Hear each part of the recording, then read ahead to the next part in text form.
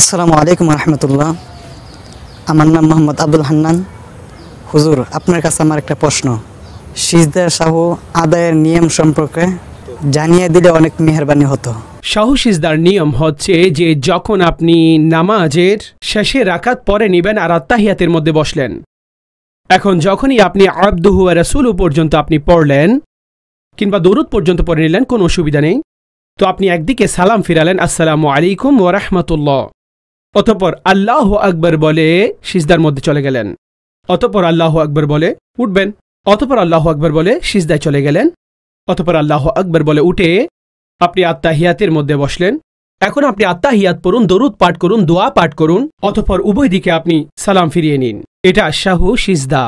সাহু সিজদা কেন শরীয়ত রেখেছেন?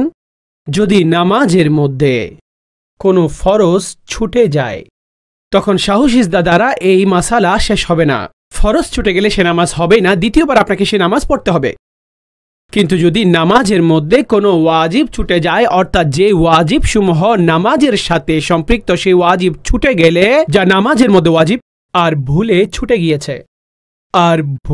ছুটে গেছে, তখন সেই অবস্থায় আপনি একেবারে আপনার নামাজ সাহু সিজদার মাধ্যমে আদায় করে নিতে পারেন। আর যদি জেনে বুঝে আপনি ওয়াজিব ছেড়ে দেন, তো তখন সাহু সিজদা দ্বারা আপনার কাজ হবে না, আপনার সেই নামাজ পুনরায় পড়াটা ওয়াজিব হয়ে যাবে। দ্বিতীয়বার পড়া এটা জরুরি। সে নামাজ ওয়াজিবুল ইয়াদা, সেই নামাজ দ্বিতীয়বার পড়া এটা জরুরি হয়ে যায়।